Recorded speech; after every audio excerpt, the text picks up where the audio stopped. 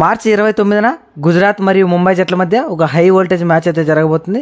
So ఈ match అయితే రెండు జట్లు వాళ్ళైతే మొదటి మ్యాచ్ అయితే ఓడిపోయి వస్తున్నారు కాబట్టి ఈ మ్యాచ్ ఖచ్చితంగా గెలవాలనుకుంటారు.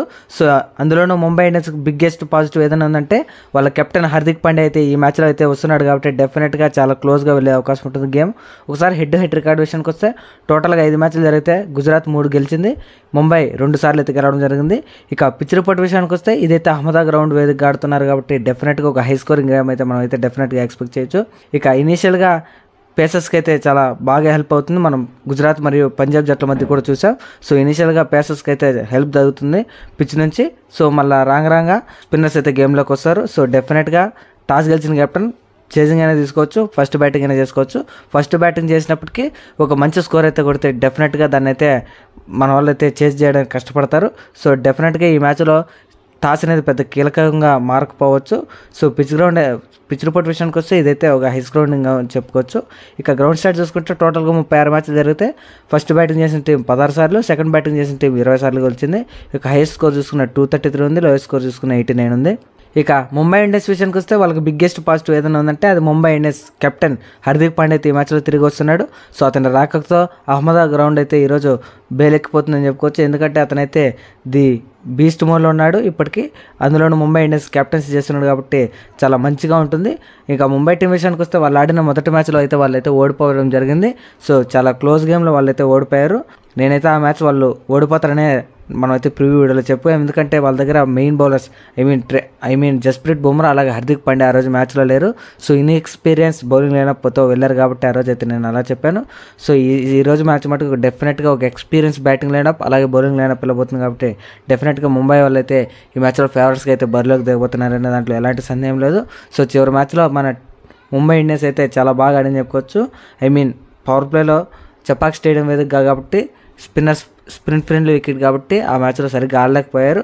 లేకపోతే ఇలాంటి అహ్మదాబాద్ గ్రౌండ్ లాంటి మ్యాచ్లో అయితే డెఫినెట్గా హై స్కోరింగ్ చూడొచ్చు. అందులో దీపక్ చహర్ లాంటి ప్లేయర్ ఆ గ్రౌండ్లో అయితే ఎక్సలెంట్గా ఆడాడు. సో చూడాలి ఎలా ఆడతారు ఈ మ్యాచ్. సో ఈ మ్యాచ్కి అయితే వాళ్ళ కెప్టెన్ హార్దిక్ పాండ్యా అయితే తిరిగి వచ్చేస్తున్నాడు కాబట్టి డెఫినెట్గా ఈ మ్యాచ్లో తన విశ్వరూపం అయితే మనం అయితే చూడొచ్చు. సో ఫార్మర్ జీటీ ప్లేయర్ కాబట్టి వాళ్ళ టాక్టిక్స్ అన్నీ తెలుసుంటాయి కాబట్టి డెఫినెట్గా హార్దిక్ పాండ్యా అయితే ఈరోజు మ్యాచ్లో చాలా తెలివిగా అండ్ మంచి బౌలింగ్ చేంజెస్ అలాగే మంచి బ్యాటింగ్ అయితే చేసే అవకాశాలు ఉంటాయి. సో కెప్టెన్గా తన మొదటి మ్యాచ్ గెలిపిస్తాడో లేదో చూడాలి. సో ముంబై ఇండియన్స్ మనందరికి తెలిసిందే, వాళ్ళు సీజన్ స్టార్టింగ్లో ఫస్ట్ మ్యాచ్ ఎప్పుడు ఓడిపోతుంటారు, ఆ తర్వాత మ్యాచ్లను గెలిచి ఛాంపియన్స్గా వెళ్తే వాళ్ళైతే నిలుస్తుంటారు కాబట్టి నేనైతే ఈ సీజన్లో వాళ్ళైతే బాగా ఆడతారని అనుకుంటున్నాను. సో అందులోని ఈ సెకండ్ మ్యాచ్లో గుజరాత్ పైన కాబట్టి 2024లో వాళ్ళు ఫస్ట్ మ్యాచ్ గుజరాత్ ఆడి ఓడిపోయారు, అక్కడి నుంచి వాళ్ళ మొమెంటం పోయింది. సో ఈ ఇయర్లో వీళ్ళు కానీ గుజరాత్ మీద గెలిచి ఆ మొమెంటం గెలిచి 2025లో కప్పు కొడతారనిపిస్తుంది. సో వాళ్ళ ప్లేయింగ్ లెవెన్ ఒకసారి చేసుకుంటే ఓపెనర్స్గా రోహిత్ శర్మ, రియాన్ రికల్టన్, ఇక 1 డౌన్లో స్కై, నెంబర్ 4లో తిలక్ వర్మ, నెంబర్ 5లో రాబిన్ వింజ్, నెంబర్ 6లో వాళ్ళ కెప్టెన్ హార్దిక్ పాండ్యా, నెంబర్ 7 నవందేర్, number 8 Mitchell Santner, number 9 Satyanarayana Raju, number 10 Trent Boult, number 11 Deepak Chahar. ఇక ఇంపాక్ట్ ప్లేయర్గా విల్ జాక్స్ వచ్చే అవకాశం ఉంటుంది. సో చూస్తున్నారు కదా బలమైన బ్యాటింగ్. ఇక గుజరాత్ టీం విషయానికి వస్తే వాళ్ళైతే అనూహ్యంగా వాళ్ళు ఆడిన మొదటి మ్యాచ్లో అయితే పంజాబ్ పై అయితే ఓడిపోవడం జరిగింది. సో ఆ మ్యాచ్లో ఎవరు గుజరాత్ అయితే ఓడిపోతుందని అయితే అనుకోవట్లేదు. నేను కూడా ప్రివ్యూ వీడియోలో చెప్పాను పంజాబ్ పైన గుజరాత్ అయితే ఈజీ గెలుస్తుందని. సో అలాంటి బ్యాటింగ్ లైనప్ అలాంటి బౌలింగ్ లైనప్ పెట్టుకుని వాళ్ళైతే మ్యాచ్ అయితే ఓడిపోవడం జరిగింది. సో వాళ్ళ కెప్టెన్ మిస్టేక్స్ వల్ల ఆ మ్యాచ్ అయితే ఓడిపోయారని చెప్పుకోవచ్చు.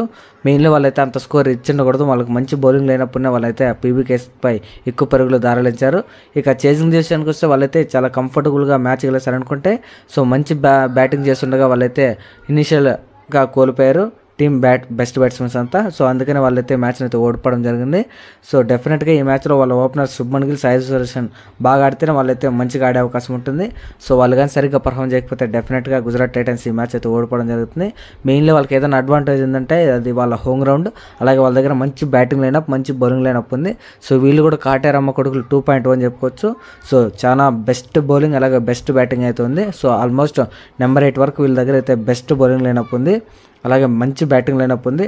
అందులోనూ సాయి కిషోర్ అయితే ఎక్సలెంట్ బౌలింగ్ చేస్తున్నాడు, అలాగే తనైతే మంచి బిగ్ హిట్స్ కూడా కొట్టగలడు. సో అతను కానీ ఫినిషింగ్ ఆర్డర్ వస్తే సో చూడాలి ఈ మ్యాచ్లో ఎలా ఆడబోతున్నారు. డెఫినెట్గా సాయి సుదర్శన్ లాంటి ప్లేయర్ ఈ మ్యాచ్లో చాలా కీలకంగా కాబోతున్నాడు. అందులోనూ వాళ్ళ కెప్టెన్ శుభ్మన్ గిల్ కానీ మంచిగా ఆడితేనే సరిపోతుంది, లేకపోతే వాళ్ళైతే డీప్ ట్రబుల్లోకి వెళ్ళిపోతే అవకాశం ఉంటుంది. సో ఈ మ్యాచ్లో వాళ్ళు ఎలా ఆడతారనేది బిగ్ క్వశ్చన్ మార్క్ అని చెప్పుకోవచ్చు. వీళ్ళు బాగా ఆడితేనే వాళ్ళైతే గెలిచే అవకాశం ఉంటుంది. సో 2025లో వీళ్ళు బాగా మంచి టీంతో వచ్చారు కాబట్టి ప్లేఆఫ్స్కి వెళ్ళాలంటే ఈ మ్యాచ్ ఖచ్చితంగా గెలిచాలి. సో మనం ముందుగానే మాట్లాడుకున్నట్టే వీళ్ళ టీం అయితే చాలా స్ట్రాంగ్ ఉంది. సో ప్లేఆఫ్స్ రేస్లో టాప్ 4లో ఉంటుంది, దాంట్లో ఎలాంటి సందేహం లేదు. ప్రీవియస్ ఇయర్ వీళ్ళ దగ్గర మంచి టీం ఉన్నప్పటికీ ఎక్స్పీరియన్స్ కెప్టెన్ లేడు కాబట్టి వాళ్ళకైతే లాస్ట్ సీజన్ బొక్కబడింది. ఈసారి మంచి ఎక్స్పీరియన్స్ ఉన్న ప్లేయర్స్ ఉన్నారు కాబట్టి డెఫినెట్గా వాళ్ళైతే ప్లేయర్స్కి వచ్చే అవకాశం ఉంటుంది. సో హార్దిక్ పాండ్యా లేని లోటు అయితే వీళ్ళకైతే క్లియర్గా కనపడుతుంది. సో వీళ్ళు కానీ మంచిగా ఆడి ఈ సీజన్ ప్లేయర్స్ లేక వస్తారని నేనైతే అనుకుంటాను. మీరు కింద కామెంట్ చేయండి. ఒకసారి ప్లేయింగ్ 11 విషయానికి వస్తే ఓపెనర్స్గా శుభ్మన్ గిల్, సాయి సుదర్శన్, ఇక నెంబర్ 3లో జాస్ బట్లర్, నెంబర్ 4లో Shahrukh Khan, number 5 Rahul Tewatia, number 6 Arshad Khan, number 7 Rashid Khan, number 8 Rabada, number 9 Mohammed Siraj, number 10 Prasidh Krishna, number 11 R Sai Krishna. ఇక ఇంపాక్ట్ ప్లేయర్గా షర్ఫన్ రూథర్ఫోర్డ్ వచ్చే అవకాశం ఉంటుంది. సో షర్ఫన్ రూథర్ఫోర్డ్ ఈ మ్యాచ్లో చాలా కీలకంగా కాబోతున్నాడు. సో ఇక ఏ టీం గెలిచిపోతుందనే విషయానికి వస్తే డెఫినెట్గా ఈరోజు అయితే నేనైతే ముంబై గెలుస్తుంది అనుకుంటున్నాను. సో జీటీ అయితే ఈరోజు గెలవకపోవచ్చు. ఇదైతే 100% ప్రిడిక్షన్ కాదు. ఎవరు గెలుస్తారనే దాంట్లో ప్రిడిక్ట్ చేయడం చాలా కష్టం. ఈ మ్యాచ్లో హార్దిక్ పాండ్యా ఆడబోతున్నాడు కాబట్టి నేనైతే అతను వస్తున్నాడని ఈ మ్యాచ్ నేనైతే గుజరాత్గా ఓడిపోతుంది, ముంబై గెలుస్తుందని అయితే ఓటేసాను. సో మీరేమనుకుంటారు కింద కామెంట్ చేయండి. సో ప్రిడిక్షన్ అయితే 100% షూర్ షాట్ అని చెప్పలేము. సో ఆఫ్టర్ టాస్ అయితే నేనైతే 7 కల్లా మన యూట్యూబ్ ఛానల్ మీరు కానీ సబ్స్క్రైబ్ చేసుకుంటే మనం అయితే యూట్యూబ్ కమ్యూనిటీ పోస్ట్ అయితే చేస్తాం. ఏ టీం గెలుస్తుందో అక్కడైతే మీరుకైతే అవైలబుల్గా మనం చూడొచ్చు ఏ టీం గెలుస్తుంది అనేది. సో వీళ్ళిద్దరు ఉండగా నేనైతే ముంబై ఇండియన్స్ ఓడిపోతుందని అనుకోవట్లేదు. మీరే కింద కామెంట్ చేయండి. బెట్టింగ్స్కి వాటికి దూరంగా ఉండండి. బెట్టింగ్స్ వల్ల ఒదిగేది ఏం లేదు. సో ఎస్ఆర్హెచ్ వర్సెస్ లక్నో మ్యాచ్లో చూశారు, చాలామంది డబ్బులు పోగొట్టుకుని ఉంటారు. డబ్బులు అయితే చాలా పోగొట్టుకుంటారు. సో బెట్టింగ్లకి వాటికి దూరంగా ఉండండి. అందులో ఇవి రెండు చాలా స్ట్రాంగ్ టీంలు కాబట్టి మీరైతే బెట్టింగ్స్ వేసి డబ్బులు అయితే పోగొట్టుకోకండి, వాటికైతే దూరంగా ఉండండి. సో గేమ్ లాగా చూసి ఎంజాయ్ చేయండి. సో ఐపీఎల్ అంటే మనందరికి పండగ కాబట్టి ఆ పండగలాగా చూసి ఎంజాయ్ చేశారు. So thank you for watching. Have a nice day.